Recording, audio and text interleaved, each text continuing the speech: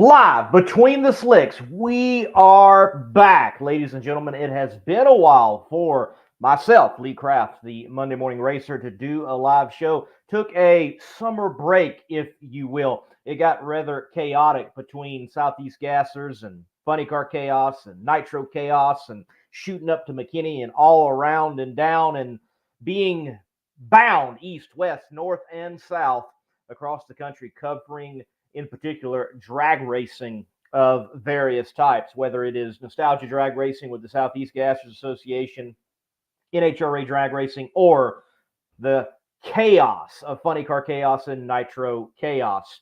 Tonight, we've got the champions of chaos, Funny Car Chaos 2024 champion, Shayne Lawson, and the 2024 Nitro Chaos champion, Joey Haas, both in funny cars. Obviously, Shayne's going to be one in Funny Car Chaos, but the Funny Cars come back in Nitro Chaos and take the crown in 2024. We're going to have Shayne first, then we'll have Joey Haas on, chat with him, and get the rundown on their championship seasons. And tomorrow morning at 11 a.m. Eastern Time, 10 a.m. Central, the owner, promoter, the ringleader of the chaos, Chris Graves, we're going to have him on between the slicks, and you will be able to submit your questions to him, and you'll be able to hear from him on the year, where chaos is going, and maybe even dive in on some of the controversy with chaos. There's always something chaotic going on in the world of chaos. I know what I was able to experience this year for 2024. Great season of drag racing. And when I think of the Funny Car Chaos Championship, comes down to 1 point, with Shayne Lawson winning it. Do want to take a brief moment before we go to break and bring Shayne on and just say, as everyone knows, that Hurricane Helene affected eastern Tennessee, western North Carolina, hard. Horrific flooding that will be talked about for generations to come, and flooding that hasn't been seen in generations. I heard that one dam actually experienced, when it was crested over, it didn't fail, there wasn't a breach, but so much water was coming down that it went above what it was able to hold. And though it didn't fail, though it didn't break, no breach, crested over, that at one point it had more water going over it than what Niagara Falls sees in a day. That is wild to think about. And it has been wild, and yet also a blessing to see that there have been those in the racing community and in the drag racing community. I think of Garrett Mitchell, a.k.a. Cletus McFarland, stepped up and using his own private helicopter to fly in supplies and fly out when necessary. Greg Biffle flying in supplies, the former NASCAR star. Lyle Barnett taking part in disaster relief efforts using his race trailer, hauling things up. You have seen tracks such as Shadyside Dragway there in western North Carolina, kind of the edge beginning of central North Carolina, being a spot for taking donations, a drop-off spot, and Wilkesboro Dragway, many other places also participating. That has been a blessing to see. So just shop around social media. If you want to help out, you want to participate, you can certainly find a way to do that, and it be done even through the racing community. For those that have stepped up, thank you, and keep up the good work. We're going to take a quick look at the comment section. Thank you all for watching. Some watching from Washington, D.C. That's very cool. Sullivan, Illinois. Mike, thank you for watching. Let's take a break. Right after the break, we'll have the 2024 Funny Car Chaos champion, Shayne Lawson, right here on Between the Slicks. If you own a beautiful modern muscle car like this 1320 Challenger, I'm sure you don't want it stolen. Because the Challenger and many other modern vehicles have an easily accessible neutral release strap.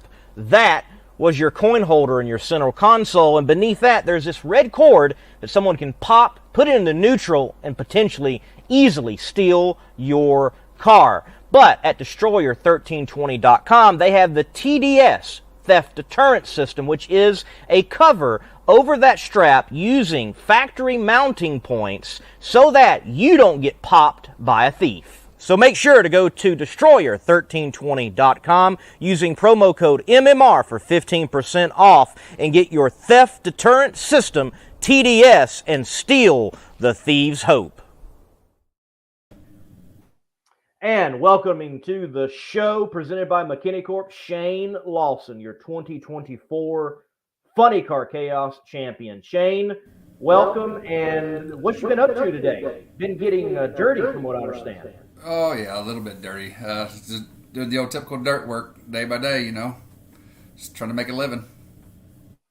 Trying to make a living and, well, making your way for sure in Funny Car Chaos competition. Before we dive into this year and even competing in chaos, I love on Between the Slicks to bring people up to speed who may not be familiar with the people that we have on the show, with being on Competition Plus and also on the Chaos platforms and just the Monday Morning Racer platform, exactly who you are, Shayne. So give us the rundown. Where's home and what is that occupation? And then how did you get into this thing called drag racing? Well, home is Quita, Oklahoma. My occupation is I own an excavation business. We obviously a lot of dirt work. Kind of my main thing is swimming pools, but we do anything and everything from small commercial to the residential stuff. And I got in the drag race world through my dad. He started when I was actually pretty small. I was about 3, and then he raced, and then we got into the junior world. And after the junior world, I went super comp racing, and then I got licensed actually in funny car, and then licensed in top I call dragster, and then came back to funny car, and now we're in the chaos. Now in the chaos. What was your first season in Funny Car Chaos competition, and why did you gravitate towards Funny Car Chaos in particular instead of NHRA competition? I think I've seen y'all do some Midwest drag racing, series drag racing, but why in particular chaos and trying to make your way in it to a point now becoming a champion? I've run the NHRA stuff. I run the Midwest stuff. I just... actually, after talking to some local guys here, well, actually one of them was Brandon Lewis. He just said it was just fun, fun racing. Everybody's down to earth. It wasn't crazy and chaotic like NHRA, not taking anything away from NHRA. He says it's just more laid back, low key, a lot more family friendly fun. And at the time I was running a top dragster in the Midwest series. And we had a great time over there as well. And actually had a guy call me and wanted to know if I wanted to get the Man of War car, and if he did, if I'd drive it, and I'd said absolutely. And so we took that route, and it probably set for 6 or 8 months while we were in the dragster. And I thought, well, we probably put this thing together if we're going to do it. So we did it, and then at the end of 2020, I think we debuted at Mocan, and then we went to I think it was San Antonio that last race of that year. And then I thought, man, this thing's great. I really like this deal. So I told the guys, I said, I think I'm going to park the dragster and go run a full season of the chaos to see what it's all about. And we never looked back, and I ended up selling the dragster, and here we are. Speaking of equipment, now you purchased the Man of War car, and that's not the one you're currently running, though. I'm going to put a photo of it on. Give us the rundown of that first Man of War car, and then transitioning to the Man of War car that you're in, Man of War 2, that you're able to pick up the championship in. So the original Man of War, obviously that's where we started, but I'll be honest, the car didn't fit me real well. We had to make some modifications. Jeff Holloway changed the seat location in it for me and moved things around in there so it could be the best fit for me. Obviously when Paul Romine had the car built, he's a little guy, so it was more set up for a little guy, somebody like him or Singleton or somebody of that nature. But once we realized that's what we wanted to do, and then when Ken came on board, I just flat asked him what we had to do to win a championship. And he said a new car would help you, and I said obviously I'd like to have a new car so I could see better, fit better, and so we went that route. And I gotta admit it's been the best move I've ever made, and I love the car. It's super comfortable. Kenny did a great job building the thing. Um, I have no complaints about it whatsoever, and actually I don't dread getting in and out of it all the time like I did the old car. Well, that is good that you don't dread getting in and out of your hot rod. Now, I'm privy a little bit, because of being in chaos and looking at the sticker. It's got a history, though. It's old McKinney chassis that y'all have updated, and it goes back to rather significant name in top alcohol funny car racing, if I remember correctly. Yes, it's a 16 model chassis. It was originally built for Jay Payne, and he ran it for a little bit, but I don't think if they changed some stuff on it, I guess, and it didn't fit him right, so he had Murph put him in another car, and then it went, I think, to John Dunn, and then Bradshaw ended up with it and ran it for like 12 laps or whatever, because the thing didn't have maybe 25 runs on it in its career until I got it, and so. Yeah, it was a 16 model chassis, but it was like brand new, so I couldn't turn that deal down. And when actually, how I even knew I wanted the thing was I was going to drive Alan's car when he had it in Ennis, and I think it was 22. Yeah, 22, and it fit me really well. I thought, man, I'd really like to have that thing. And then it came up for sale, and I was like, man, I got to figure out a way to get that deal. So I worked a little magic and ended up with it, and it was the best move I could have made. Like I say, Murph has a really nice car. I mean, we haven't had to do anything to it, honestly. We literally just switched a few things that for my likings as far as steering wheel location and stuff, but other than that, we haven't done anything to it. It's been a fantastic car. So let me bring up the comment here from Nicholas. He asked, wasn't the old body a Monza? It wasn't. It was a Mustang as well, but I'll let you describe it, Shayne, and I'm going to try to find a photo of it. Yeah, it's a 79 Mustang. Don't get me wrong, it was a really cool body. We actually tried to make it work on the new chassis, but with the Murph, the new style Murph cars, he's got more of a sit-up car, and that body was such a low roof line. It's hard to make these sit-up cars work, the chassis work on those low roof line cars, and it wouldn't look right. It was going to look really goofy, so we decided not to do that, and because the other car had such a good stance with that body on it, it was set really low and looked really good, so I didn't want to change that appearance of it, or have to modify or do anything to that body. So we just bought a more late model Mustang body to put on it, and just named it the Man of War 2. I'll find a photo, Nicholas, and we'll put it up as we continue.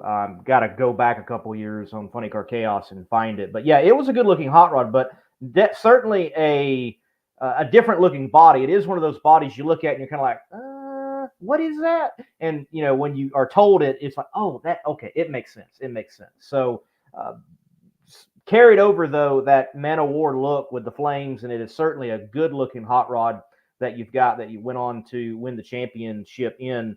And speaking of, let's dive into the 2024 season. Did you feel yourself, Ken Singleton, that rolling into the Texas Motorplex for the Funny Car Chaos Classic, the biggest funny car race in the world, that it was going to be the start of what would be a championship season? Did y'all feel like all the pieces were there, or did it feel like we're still trying to figure things out and we hope we get there by middle ways of the season or later? Honestly, it was.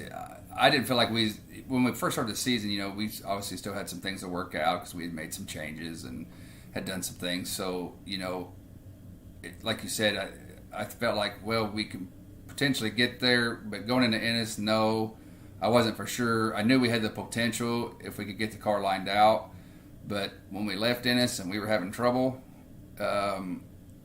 truthfully, I had a little bit of doubt, because we were just struggling, and the changes that we made, the car started kind of acting kind of goofy, and so I really was like thinking, man, we're kind of struggling here. So, but we just kept at it, and we actually, when we fought the thing for a couple races like that, and finally we went to Tulsa and tested, and we figured some things out, and that's about mid-season, and then that's when the corner really turned, and then we went to Albuquerque and things went really well, and then I was like, man, we're on track now, but I wish it would have been about 2 races sooner, but it ended up working out for us, and we got the championship. But as long as you keep your head down, keep going, and don't give up, things will pay off.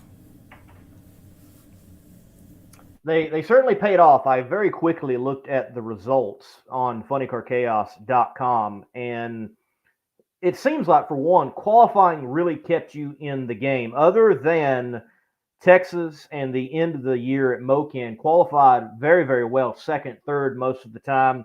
And with that win in Albuquerque, a runner-up there at the last race of the year in Mocan, was able to seal the deal by 1 point.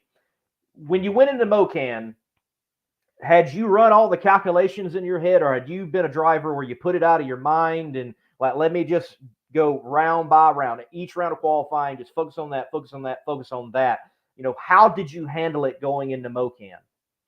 Well, yes, I did. I ran every scenario possible. And then, like I say, when Ken pulled us in the trailer, he had his little meeting with us. It's hard. It's as a driver, it's hard not to, because you're thinking, man, if I can do this, if this can happen, you play every scenario in your head, and you just hope that it'll play out. But when it come down to actually racing, he just seemed to pull me to the side and he said, hey, just do your deal, and where the cards fall is where they fall, man. He said, there's some things we can control, there's some things we can't control. We just got to go out here and do the best we can. You drive good, I'll give you a good card, and let the cards fall where they need to fall, and if they fall our way, then we can get this deal done. And fortunately, that's what happened. And it's still, even though he had a talk with me about that, because I was running some scenarios by him, it's still in the back of your mind. And as a driver, you're like, I don't want to throw this thing away. I mean, I kind of threw it away in the final, being late on the tree, but it's definitely hard not to sit there and do that. But when it was actually race time, I did put it in the back of my mind and just focus on what I had to do to try to get the deal done, and we got it done. That you did, certainly did get it done. In qualifying, the final round of, not the final round, the semi-final round, if I remember correctly, of the shootout, the race within a race for Funny Car Chaos that Wayne Hoffman was instrumental in putting together for everybody to earn a little bit more money, to get a little bit more recognition for qualifying well throughout the year, which you had certainly done. You go up against Kirk Williams. He red lights, gives you a win in the Grade 8 shootout. Well, we come to round 1, and because of the sportsman ladder scenario, the way eliminations are set up, round 1 is you and Kirk facing against each other. And when you two rolled into the beams, it looked like a carbon copy of what had just happened in the Grade 8 shootout. When you saw that matchup, because of what you had just done in qualifying within a race scenario, though, within that race, within a race, did that give you just a little bit more confidence that you can go up there against Kirk Williams and turn on a win light again? It did. As a driver, I can't speak for Kirk, but I know when you make a mistake like that, it does affect you as a driver. Typically, if you watch when guys do that, the next round they'll be late. So I'll be honest, it really blew my mind that he did that for the second time, because Kirk's been doing this a long time, and Kirk's a good driver, and I was highly shocked that he did that. If anything, I figured he might be a little bit late. But I felt like with me having a good light the previous round in the shootout against him, I think I was like a 17. He knew that I was on the tree, so I know he knew in his mind that he couldn't leave anything on the table. So I'm sure they probably made some adjustments to try to help him on with the clutch, so that wouldn't happen again. But When you got two competitive cars like that, and it can boil down to the light. I mean, you can't really leave anything on the table. So, I mean, you can't blame him for what he did. I mean, he was trying not to leave nothing on the table, and he just fell a little short, which obviously played in our benefit. But it is a tough deal when you do that, because it's like in your mind you're like, I don't want a red light, but I can't be late, because if I'm late, he's gonna drive around me. 2024 champion. Looks like so many things with your operation and program that they are figured out now. You've got records at Albuquerque that may not be touched at all anytime soon concerning mile per hour, qualifying exceptionally well. And when all that is paired together, I'm sure you as a driver, it gives you more confidence and you're worried about less. You can focus and do your job behind the wheel. Do you feel that there is a lot of weight off of you? Because I can remember looking at your program when I first got involved in chaos and just kind of looking at like, wow, they should be performing better than where they're performing routinely. Like every now and then, oh, there it is. There's where I think they should be. And yet, boom, slide back. And then it'd be forward. And, the classic one step forward, two step back type of thing. Do you feel like it's all there now and that you're prepared to go and double up, not just win one championship, but be the champion in 2025 possibly? Yes, I do definitely feel more confident about that. You are right. We did struggle for a couple of years. We just fought some gremlins and had some trouble, and we just had a rough patch, and it's like I couldn't, even though we didn't change a whole lot of nothing, but it just, I don't know, things just didn't go our way. And then then when Ken came on board and stuff, we changed some things, and we kind of changed how we did a few things and turned the program back around like it should be, like you said it should be. We're definitely on the right track as far as to do it for 2025 again. We are making some more changes to better our program even more. I've already bought some different things that we're going to help us. But I'll be honest, it's still not quite there. We still got a little room to go. Obviously, there's always room to improve, but we got certain targets for certain things, and we're not quite there yet. We're close, but we're not there. So we still do have some room to speed that thing up and improve it, make it more consistently fast all the time. As usual, no shock competitor wanting to be that much more competitive. And I'm sure you're looking, okay, now we got to get that number one qualifying effort and add that to the portfolio. And with Ken Singleton there with the rest of your gang, I'm sure that is out there in the future for sure. Ken Singleton, when we talk funny car chaos, it's almost like saying John Force. And having him now after his accident there with you and your program, you can definitely see a turn. How has it impacted you personally, though? Yeah, we can see numbers on the scoreboard. We can see mile per hour and elapsed time. We can see win lights. And that is all great. But how has it affected you? Ken seems to have that personality where he just affects people around him no matter who he is around. He absolutely does. He's one of those guys. He stays calm. He doesn't get wound up. He gives you the confidence. If anybody's got a question, no matter what it is, he'll take the time to answer them. Even though he's accomplished what that man's accomplished, he doesn't put himself on a pedestal to like he's better than anybody else. Like it doesn't matter. If somebody asks him a question, he'll explain it to you and he'll tell you why. As far as my confidence goes, at first when he did come on board, I'd be like, well, what would you have done in that situation?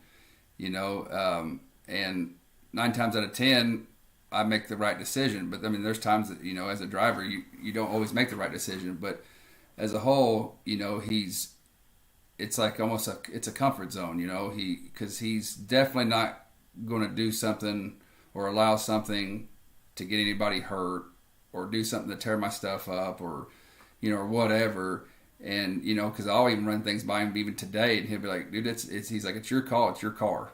He doesn't spend money on just to do it. He doesn't have me do crazy things. He understands everybody's got a budget, and we had that talk from the get go. Once I reached to a certain point of what I want to spend for the winter to do, to help the program, he's okay with that. Some tuners are not. It's either you do everything right now or they're out of there. And he is not that way. And he's just let me slowly progress my program. And he's just worked with what I've had, and he's done an exceptional job of it. He's like a family member. His whole family is, and it's been a great deal. And yeah, I'll be honest, it'd be after racing with him like this, it'd be hard not to race with him, in the future. So it's definitely been a big turnaround for all of us. Plans in particular for 2025. I'm sure a full Funny Car Chaos season to defend your title and try to claim the title in 2025, but anything beyond for yourself and the family. Your daughter is obviously within drag racing, the junior dragster program, little junior funny car as well. What all do you see the Lawsons participating in 2025? Obviously, we'll be chasing the championship, and of course, Pamela will, she'll chase the local Tulsa track championship for her age group. And then, of course, my son, he started football this year, so we're doing some of that. And, of course, he'll be doing it next year. Really, we're going to just focus and keep doing what we've been doing the last few years as far as the racing program. And as far as Pamela goes, same thing. Of course, my wife, doing her gig is the backup stuff. And, we're just all trying to be always better at what we're doing. And hopefully, Pamela, she's already won a track championship before. So hopefully next year I think she's in second right now, but we got 2 more to go, so hopefully she can win it again this year. But long term, I'm hoping eventually he'll be ready to get into a junior, and I can be around both of them. All right, we've got a full slate for 2025. Speaking of 2025, I want to bring up the Funny Car Chaos 2025 schedule as we have it now. Been announced last week. So, champ, what do you think of the schedule for 2025? I think the schedule's good. Especially like the Tulsa deal. I mean, that's 25 minutes from home. You know what I mean? So that's a fun one. Tulsa's a great track. Of course, the Motorplex is also a good track. We love Eddyville. Of course, the Odessa deal. It's like an invitational deal. Cordova's. And we're looking forward to the 2 new tracks. I've never been to either one of those, never raced in Wisconsin at all. So yeah, we're super excited about it. Looks like we actually got some pretty good, decent racetracks, and it should be make it for an exciting year, and it should allow people to be, fast and competitive, and make it, come down and hopefully to the last race again. Make it where drag racing should be. That is something about chaos for all of the folks that are detractors about it and how it functions and operates. There are those like, oh, you can win a championship out of the Seafield, or oh, I don't like the drop, and all of these things. The fact of the matter is there were 7 competitors with a mathematical chance to win that championship there at Mocan, and you win it, and you do it by 1 point. That is the drama. That is the storylines that I think any racing entity is looking for. Absolutely, but people don't realize though. But I do hear people say stuff about the drop. NHRA does a drop. At least they did when I ran it. I don't know if they still do it. I'm sure they do in the non-pro classes. Obviously, alcohol dragster, funny car, and down. But yeah, any entity would want that to happen, because that's what makes it super exciting. Because I remember several years ago in NHRA, even Top Fuel, Rod Fuller, I think he was going for the championship, and I think it was Schumacher or somebody. They had to win the race and set the ET record to win the championship, and it happened. And that was a huge deal. And to win it by 1 point, to win the championship period is a huge deal, but to do it by 1 point is even more exciting, just for the simple fact, because I'll be honest, I wasn't for sure that if we had won it or not until they actually announced it, because I was like, I played it all in my head. I said, I think we won it, but it's not officially announced. But everybody's got their opinions on things, but that's what it's all about. If you can come into a race with 7 cars that mathematically have a chance to win a championship, that's impressive. That tells you that that's a dogfight till the end. It don't matter what field you're in. And I like the fact that people can win out of the A, B, or C field because not everybody's budget's the same, but it still allows everybody to have an equal opportunity to win it. And that's what I think makes the Chaos such a popularity and become a big family, because the money side doesn't really matter. If you're there, you have a chance.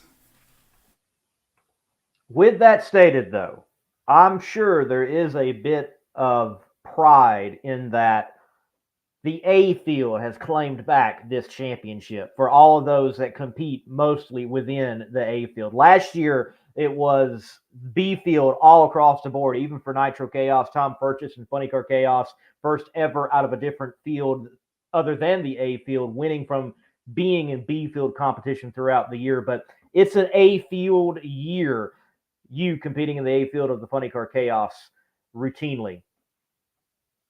I mean, obviously, coming from the NHRA world and stuff, obviously my competitive nature is I want to be as fast as I can be. Obviously, I'm fortunate I can afford to run in the A field. Obviously, that comes apart with all the sponsors and help that I get as well. But if I couldn't, and if all I could do was a B or C field car, hey, at least I have a place to race and I can go have fun, and it's a heads up deal.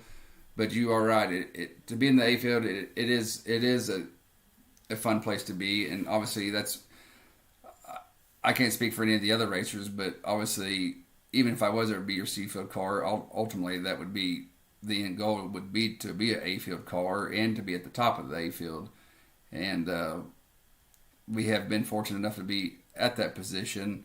But at the end of the day, it's you're there to have fun, you're there to race and try to win a championship. And winning that championship, you and your team did. Shayne, thank you for your time. Congratulations on the championship, and we look forward to seeing you. See you guys in 25.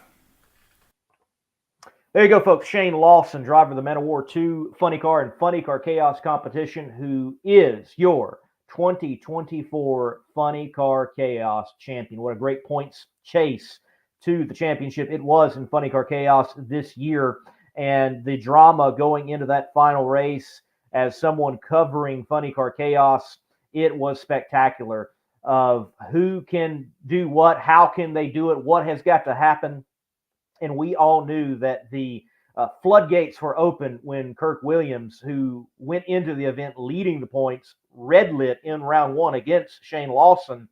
And we knew at that point, that just about anything could happen. And what happened? Well, for the champion, Shayne Lawson, he earned it by 1 point. What a great championship chase in Funny Car Chaos. Well, we're not done with the chaos. In Chaos Nation, you have Funny Car Chaos, but you also have now Nitro Chaos. Nitro Chaos began as a single event. Then the year after that, it was 2 races. And then in its 3rd year, it was a full-fledged championship tour. And this year, its 2nd year as a championship tour. The champion for 2024 is Joey Haas in the Nimrod Funny Car. And it was a championship win that, again, brought those that were A-field competitors to the forefront. And also, I think, his family to the forefront in a sense that they accomplished something as a family, as a team, that I've been able to do from everything that he has said and just talking with them that they've had as a goal for a while as racers and as a racing program. So we're going to take a break. This word from McKinney Corp, and we'll speak to the winner oftentimes in the McKinney Motorsports A field and the champion of 2024 in Nitro Chaos competition, Joey Haas.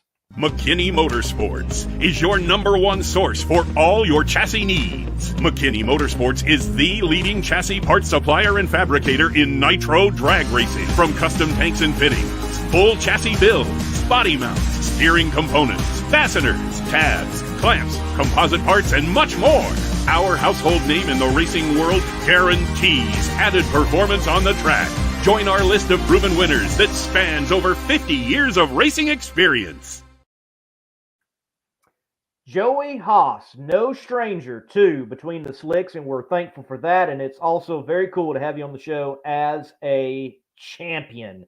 And I'm sure for you and your career that one, I got to ask first, did you ever think champion would be to your title? Look, you've won match races, you've competed in one-off events, you drove just about everything out there from NHRA Top Fuel down and up and around. But did you ever think champion was going to be tacked to your name? No, we've never ran for anything with a championship name on it. We've just kind of always done our own thing and been able to go with the flow and do what we want to do. But we knew at the start of the year, if we wanted to enter this Nitro Chaos racing and do all the races, then we was going to hit it hard. So that's what we did. So at the beginning of the year, champion was in our mind. We knew it would be tough mentally and physically, just the road miles and getting everything together to make it happen. But we had our goals focused on a championship. I think what the series represents and everything that you can bring together in your worth makes you more valuable as a team to maybe future marketing partners and tracks to get the match races and stuff in and be able to compete at a big level, because a Nitro Chaos it's a pretty serious deal nowadays.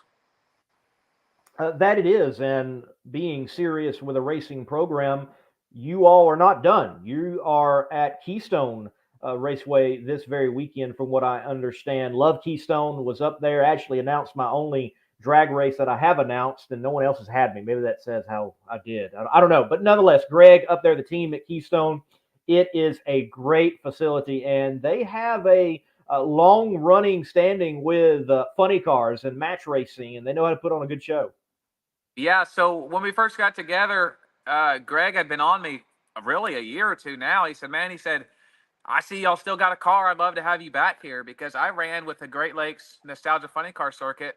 Dennis Salzwimmer put it together way before I started racing, and we done a deal there called Funny Car Nationals. And we would have 16, 30, 35, maybe 40 alcohol funny cars there, nostalgia cars. And we would go race. Sometimes it was on a 7.0 platform, and it was a big match race, but there was winners. It was more Chicago style. So I think that was 2017 and 2018, and I ran good there. But the fastest I've been down that track is 7:34 to the quarter mile and 4:65 at the eighth. So we're looking to adjust that a little bit. We're just going to run eighth mile there this weekend. They've got their Night of Fire show, but Greg had got a hold of me a couple years ago and said, man, I'd love to get you back here, and love what you're doing and stuff. So I said, our schedule was full last year, and in the fall, he got a hold of me and said, hey, can you make it in 2024? And I said, yeah. I said, let's do it. So we put it all together. Here we are. It was supposed to be August 17th, and it got rained out, so we never left the shop. But as you can see now, we're loaded up. We're ready to go. We're going to roll probably daylight in the morning, maybe a little before. It's a pretty good haul from the house here where my dad lives, and this is where the shop is in Central Illinois.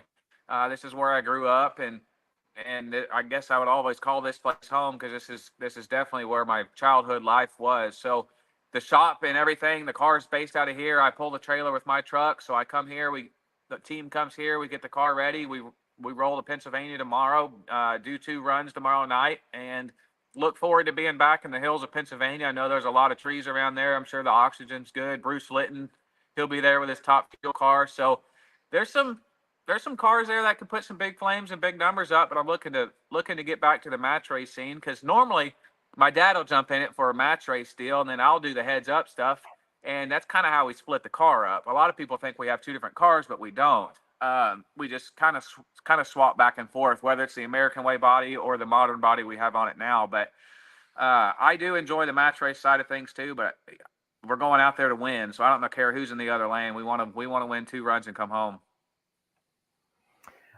This event was on my calendar, but I've got some boyfriend duties to attend to this weekend. Going to enjoy an Alabama football game, God help me, up at Vanderbilt as they play in Nashville. So going to enjoy that with the girlfriend and some of her family. Looking forward to that. But if I was not going to that, I would definitely be up there at Keystone. And get on camera some Header Flames and some Bruce Litton, some Joey Haas, and more there at that great facility. Folks, out there in the drag racing world, if you have not been to Keystone, it's east of Pittsburgh, Pennsylvania. Great facility, a great spot for drag racing, and you will see more Pontiac Le Mans bracket cars than you've ever seen in your life. I don't know what kind of deal the dealerships are selling around there, but there are a ton of them.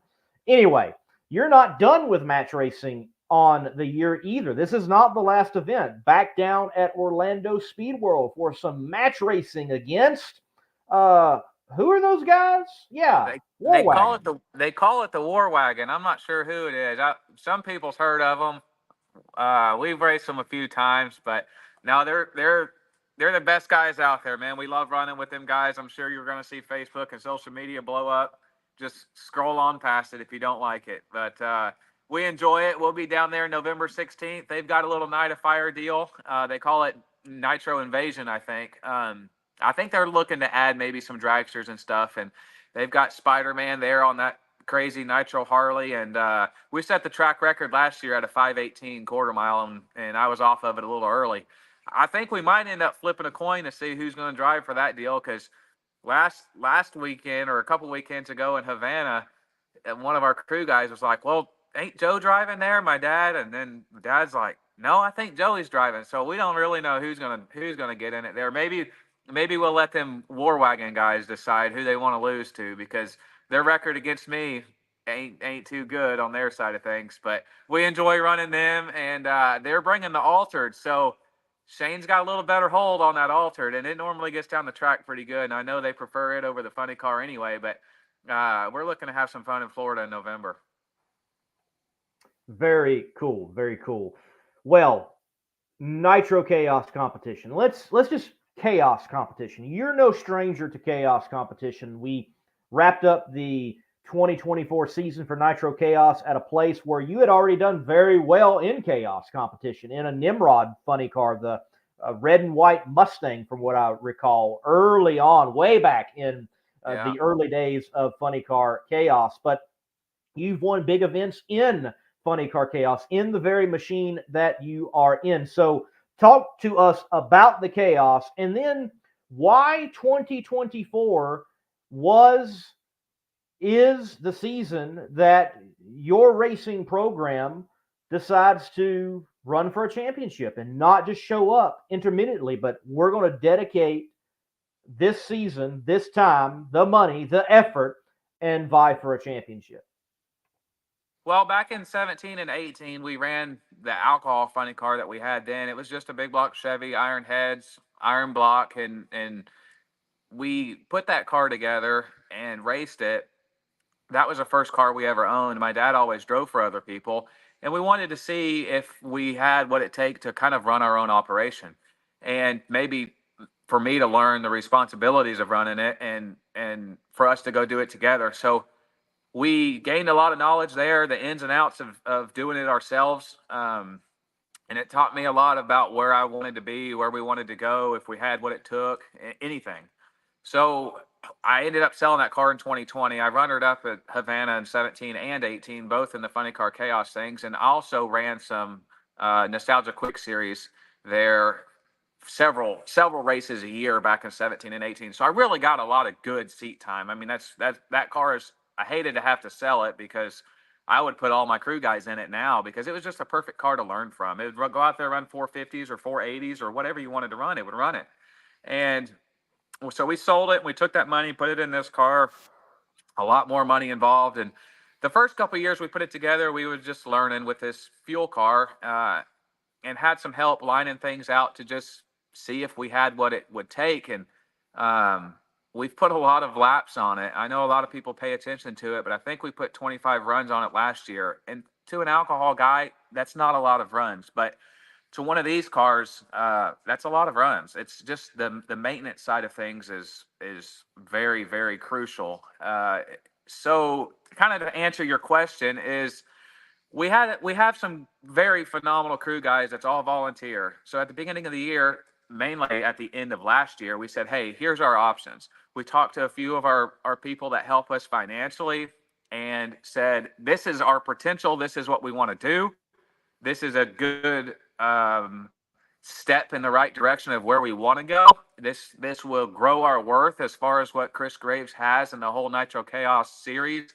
The exposure that we get from it is good. After a Chaos weekend, you can scroll through your Facebook and it's just picture after picture of good pictures. So, and what you do, the Nitro Chaos side of things gives you that value. So we started buying parts. Dad was buying parts left and right, more parts than we needed, spending more money than he needed to spend. And my dad gave us the parts and pieces that we need to succeed. And our crew guys give us the effort we needed to succeed. And we took people like Horizon and Holman Livestock, California Trailers, everybody that you see on the car. And we just ate up here at the local saloon in Findlay. 750 people live in our town. That's where I went to school. My class had 29 people in it when I graduated. But he jumped on board, and now he has the saloon up here, and the restaurant helps us. And everything is big help. So we said, this is what we want to do. It's a 5-race series. If we're doing it, we're going after it. So we went to Texas and done well, could have done better, and won a couple throughout the season and still have some parts left over, which is good. And I feel like we've grown our worth. We've done this stuff with you. We've gotten our values spread, and we'll just slowly try to advance through the years, because essentially I would have never thought it would become what it has today. You asked that question about a championship, and if I ever would have thought it, the days of racing the alcohol car was huge, to me, and anything after that was a blessing at this point. So it was humbling to start the year gunning for a championship and to try to beat these guys. I know we bring a lot of car for the series, but we were serious about winning, and we knew we would have to have a lot of car to beat the competition, because look where the points fell. It was all A-field cars competing for it. And like you said with Shayne, I mean, you can win this series out of A field, B field, C field, however many fields there are. The point structure set up. Beating a B field car, to me, is the hardest thing to do, because those cars are so consistent. And an A field car, like you've seen a struggle in Havana, or you can see a struggle at these smaller tracks, especially in the middle of the summer where it's hot and greasy, and you take something at 6,000 horsepower, 8,000 horsepower, 10,000 horsepower, and you might have to slow it down, and you go to the tracks like Texas, and even Edgewater is a good surface. And mainly Texas, you have this Disneyland track. Sure, we went out there and threw down a low ET of the year, 333, 257, which was awesome. But to slow it down and run down the tracks like Mo can really makes us feel better, because to me, that's more impressive than throwing out them big numbers on them fancy tracks. Which is fascinating with Nitro Chaos, and really with what Chris Graves is doing with the Chaos brand, that you're only finding it there. You've got such a different playing field with these tracks. Not that the tracks are bad. Mocan's a good track. Havana's a good track, but it can just be a challenge compared to a Texas Motorplex, or, as you mentioned, Edgewater with your program and others like it, because I'm sure you looked at your competitors and it's like, okay, we're going up against some guys that they know how to get it done. I think of, Jody Austin. Jody Austin routinely steps up and win races and big races and showcases that he's got a team that can get it done. You had the Mass Chaos gang with John Umlauf. They really excelled their program this year and showcased their capabilities, finishing second in the points. You got the old Nitro ringer, Mitch King, out there. So it is not easy field by any means. You got someone like Wade Pennington showing up out of seemingly nowhere and running well and leading the points at one time. So it is a fascinating field. Did you feel in 2024 that you all were the top dogs? Did you feel that pressure was right to be on you and your team, or was that a bit misplaced, or do you feel that you've proved it through the season?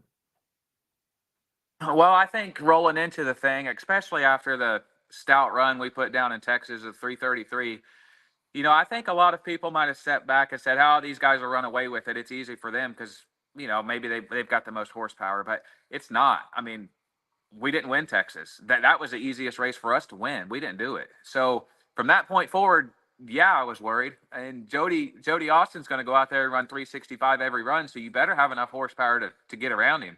And I mean, that's just the truth to it. And then look at Umlauf. I mean, those guys, they might have struggled early in the year, but they didn't struggle late in the year. We ran them in the final in Mocan. Luckily, we beat them, and we took Jody out in second round because that's what started to creep our points lead. So it to answer your question, no, there's no spot where you don't relax. There's no spot where you think, oh well, we've got this in the bag, because we don't. Look at Havana, a place that we've had success at in the alcohol car days. It's tough. I mean, you take this much car and this much horsepower just from the driving mentality, the standpoint of it. It's tough to get down them smaller tracks, especially um, looking at it, like I said, Texas is a Disneyland track. You can throw as much power at it as you want, as much wheel speed early, grab the clutch, and get after it. But Mocan, it's the darkest, narrowest track I've been down. I mean, it's grassroots drag racing, and I love it. But it's a lot of horsepower for those smaller tracks, just like Havana. So that's where those B field cars shine, or cars like Jody. Jody's got a tune up where he don't have to change much, and then you can bet it's going to go to the finish line. So Havana, I feel like, kind of threw everybody a loop because Jody wasn't super consistent. We weren't super consistent. Umlauf was cracking off good runs when they needed to. Yeah, I think it kind of threw everybody a curveball. So we went into Havana with a points lead that was decent size, but it where we qualified justified us winning the championship early in the rounds, because we knew how important getting those extra points during qualifying was. Absolutely. Qualifying certainly at Havana proved to be very important and very challenging. I think that was one of the worst night sessions of any chaos over the whole entire 2024 season. It was rough for everyone. I think Tim Cullinan was the only one that made a full pull. Not that it was spectacular, but it was a full pull. So, very interesting qualifying session there. On the season, where do you think the turning of a corner, the all right, we can take this season, run with it, and win a championship? Where did it look like, okay, we possibly can get this done? I feel like Edgewater was a race, looking at all the races, and with losing Eddyville 4, that, all right, looks like Joey and his gang are the ones to beat.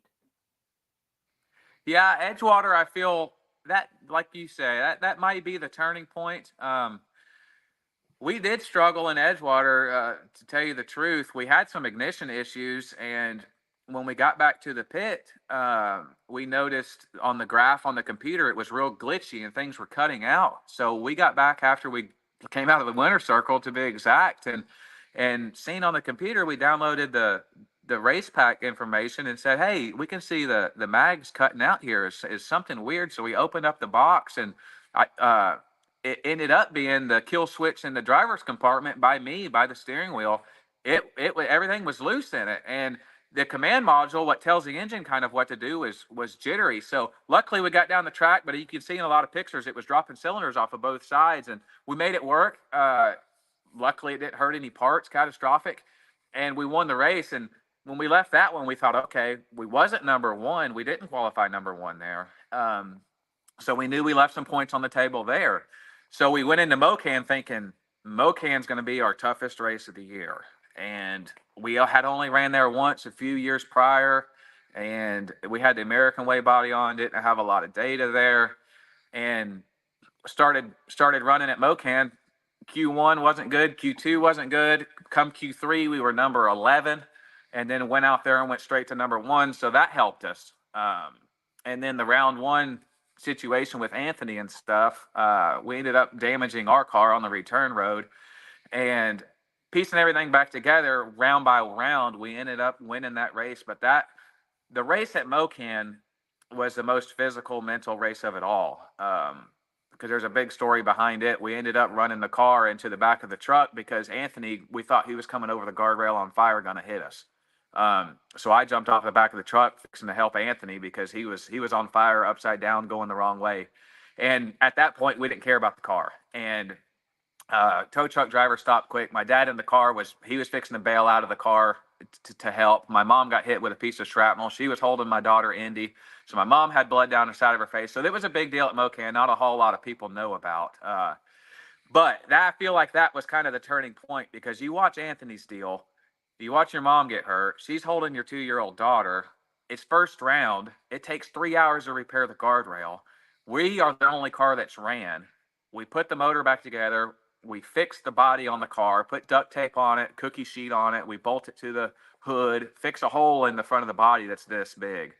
And we go out there and we start winning round by round. And at that point, I didn't care about nothing else but winning. Our mind was set on it. Our guys were exhausted, and we did what it takes to win. So really, after Edgewater, I felt like we had what it takes. After Mocan, we had a purpose.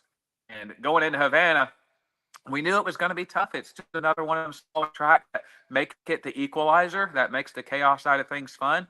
It keeps everybody competitive, whether you got a lot of horsepower or not. So I feel like Edgewater was probably the turning point, but Mocan was really our challenge. Give us the rundown on your hot rod. I'm going to bring the photos back up this earlier in the year and finishing out with this scheme with a great program with Horizon Behavioral Autism Center. But the body, the mechanism, describe it to us. People see your car and they think NHRA big show car. Is it that level? Is it near that? What is it? How do y'all describe it within your program? I would just essentially outlaw Nitro Funny Car because it is not big show legal. I mean, it's case proven. It's not big show legal. We cannot go run it right now. It's got big frames. It's got clutch management. It's cool. I enjoy it, but it's not quite big show. So the big show cars, I'll tell you what they have and what we don't have. The big show cars have 110, 115 gallon fuel pump. That's 40 gallons more than what we have. 40 gallons more. We do have the clutch management, which controls, it's a hydraulic cylinder on the back of the clutch levers. So when you take off, clutch levers flip out, but we control how far the clutch levers flip out with a cylinder that's actuated by timers. That's clutch management. So it lets you go down the track and lets you manipulate the clutch where you want it to be and lets you have better control. So we have that. We do have an all valve for the fuel system, which is controlled through the command module. It's essentially an electronic return fuel device, a high-speed lean out, but electronically controlled with air pressure. And then we control the spark plugs, the magnetos. We do run dual mags. We run 2 spark plugs per cylinder, and we also control that on our command module. So when you look at our graph, we take off with, say, 58 degrees in it, and at 1.2 seconds, we'll pull some timing out of it. We'll go down the track a little farther and start ramping the timing back in. So it lets you control through that shake zone at 60 feet, 200 feet, 300 feet when the clutch is coming in. It just lets you manipulate the horsepower some, which is what the big show cars do. We want to get to that level. We need everybody's money watching and more money to be able to do it. But with series like Nitro Chaos and like I referred to earlier, growing our worth and running the series lets you get to that point. I've ran Big Show. I enjoy it. I ran Nitro Chaos. I love match racing. I love. But our car, we need to run an MSD grid. We don't have, there's a lot of safety aspects on it, mainly certifications every year. Not saying our car isn't safe because it's everything that we need and more. But NHRA hits you more on the tethers for the body. We don't have. They hit you on certified valve covers, a bunch of stuff like that. But a lot of the big show cars run a setback intake for the supercharger. We don't have to run that in the big show. Ours is a standard location, so our supercharger's not set back. Their superchargers produce a lot more boost than ours. Ours is wore out, but it would work when we want to step up. So that is the direction that we want to go. It's not a big show car yet. I would love to have a 10, 15, $20,000 supercharger and put a big fuel pump on it. But then you've got to start making more runs, because the combination we have now, we've got a decent amount of runs on, and it's starting to prove itself, and we start going to change stuff, and then you're relearning your combination. So when we first put the car together, Dad said, well, what do we want to do? And we could have went with a combination that was proven, that would go down the track and do what we wanted to do and would compete good in the Chaos Series. Or we could go ahead and step up our program, put these parts and pieces on that we would need to learn in the future. And so that's the road we went. We said, well, if we got to figure it out, let's figure it out from the start. So we started figuring out a few years ago, and now we've probably got 75 runs on this combination, and we're really starting to get a good logbook of stuff ready. Maybe next year we can slowly update everything that we need to go after a big show race and stick it in, at the bottom of the field somewhere. Getting through tech is the main thing, but using this series and using everything around us, the partners that we have and the crew that's volunteer, is really what it takes. And we simply can't do it by ourselves. But when you look at the big scheme of things, where do you want to be? Where do you want to go? And every year we just want to grow. So last year we didn't do the series. We hit a couple races. This year we wanted to do the series and get the exposure and the worth out of it. So that's where we kept growing. So I would like to, and my dad would like to get it NHRA funny car ready at some point. Maybe, buy the parts and pieces slowly. There's a few things we've got to change, like I said, update and parts to buy. Those cars are 10, 11, 12,000 horsepower, and we're definitely not there yet. But that is the direction that we want to go. We do run the two magnetos, two spark plugs. So we've got some of the parts and pieces. If we went in there on a good hard run, we would be in the 20s at 1,000 feet, because my dad drove in Martin, Michigan, and we was 5 flat at the quarter mile at 312. 1,000-foot increment was 428 at 295, which is stellar for what we're doing. Mike Kearns set us up perfect. And we've just got a lot of runs on the car getting us to that point. So that's the direction we want to head. Got to find some more funding. Like I said, the Chaos Series helps us get our pictures out there. Anything out there helps us get exposure. And I know we've got the crew that could do it, because these guys are flawless. And a lot of times people's like, man, why do y'all work on the car so hard? Or why do you tear it apart every run? It's normally, knock on wood, not hurt. But by the time you can look at it, or if something catastrophic does go wrong and you don't catch it, we can't afford that. So the little bit of work that it takes to turn this thing around, and just know we're putting good parts back in it, because at any point, how hard it can bite you. So we want to go out there and take it serious and have what it takes to step up. Well, that plan has been working out well. You all certainly did step up, winning the championship, and I look forward to following the progress. And I'm sure part of that progress is defending the title in 2025. The Nitro Chaos schedule for 2025 is out, and it is similar. It is, in fact, the same as it was this year, starting at the Texas Motorplex with the Funny Car Chaos Classic, then on to Eddyville, Edgewater, Mocan Dragway, and Mid-State Dragway, ending it championship finals in Havana, Illinois once again. I want to ask this, Joey.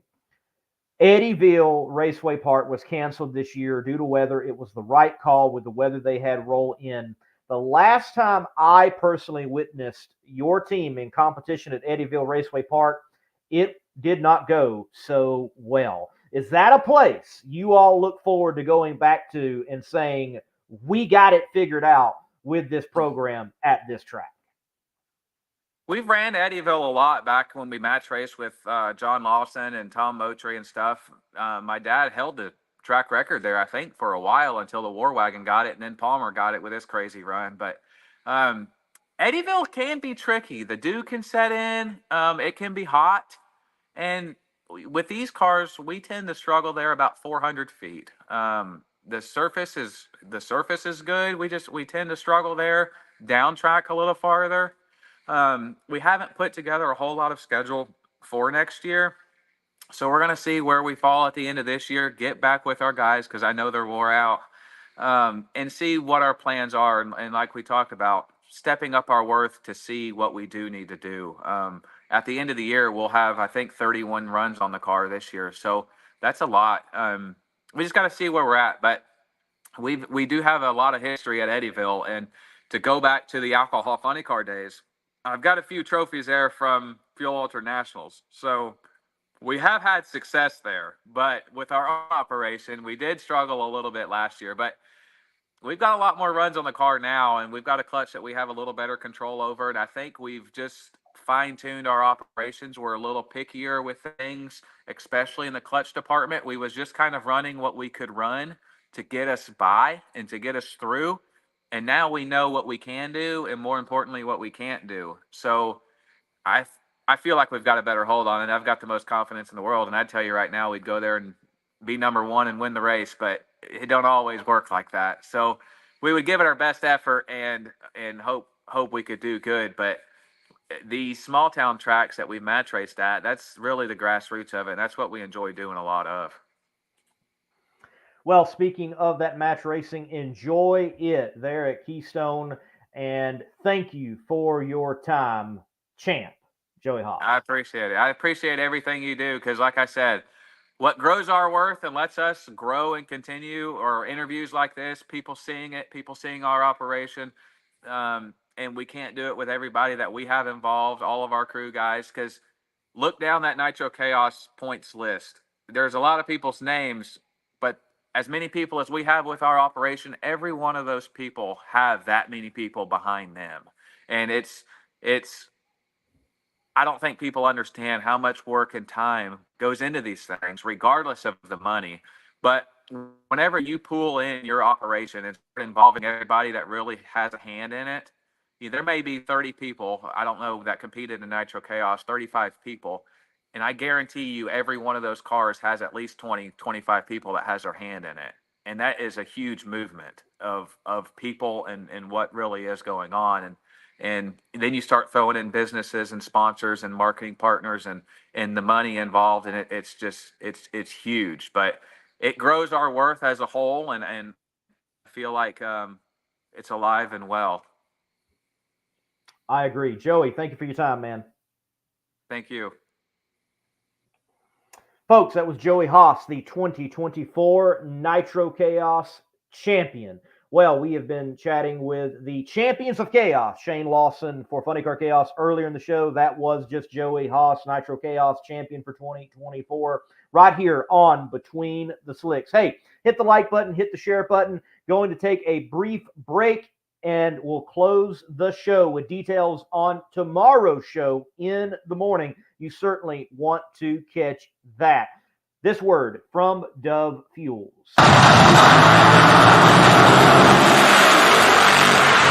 Fly right in your motorsports endeavors with products and services from Dove Fuels. Pete Dove is the owner of Dove Fuels. He is a racer himself in a nitro methane burning fuel altered, dubbed Back from the Ashes. He races with Driven Racing Oils, which produces a 70 weight nitro oil, but that is not all they make. They make applications for you on the oval track, whether that's dirt or asphalt, and for even you, the bracket racer on the drag strip. And if you need nitromethane, Pete Dove at Dove Fuels is the one to call for a drum or even supplying for an entire series, as he is the official supplier of nitro for Nitro Chaos. If it's nitromethane or Driven Racing Oils, you need to contact Dove Fuels. Gentle name, Hardcore Products. Ladies and gentlemen, thank you for watching, whether that's been on the CompetitionPlus.com platforms, X, the Facebook page, or the Chaos Facebook pages, Funny Car Chaos, Nitro Chaos, and certainly the Monday Morning Racer Facebook page and YouTube channel. If you have not subscribed to the Monday Morning Racer YouTube channel, look, go do that. Get off Facebook, go to the YouTube channel, just search Monday Morning Racer and hit that subscribe button and watch live there. And do so tomorrow morning. Tomorrow morning, Friday, we are going to be chatting with the agent of chaos, Chris Graves, owner, promoter of Funny Car Chaos, Nitro Chaos. Get his rundown on the 2024 season. Take your questions and fire at him. See where Chaos is going, what he thinks of how it has gone from where it was. We're talking with Chris Graves in the morning. To each and every one of you, thank you for watching. Hit the like button, hit the share button. Thank you for tuning in from all the places in which you have, like Eureka Springs, Arkansas, seen places such as Illinois, Texas. Someone even mentioned White House, Texas. I used to live there. It's a good place. Got family in Tyler and other parts of the state as well. To you all, keep enjoying drag racing. God bless, and keep the pedal to the metal. If you own a beautiful modern muscle car like this 1320 Challenger, I'm sure you don't want it stolen.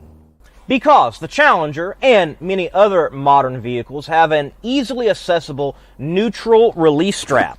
That was your coin holder in your central console, and beneath that there's this red cord that someone can pop, put it into neutral, and potentially easily steal your car. But at Destroyer1320.com, they have the TDS, Theft Deterrent System, which is a cover over that strap using factory mounting points so that you don't get popped by a thief. So make sure to go to Destroyer1320.com using promo code MMR for 15% off and get your Theft Deterrent System TDS and steal the thieves' hope.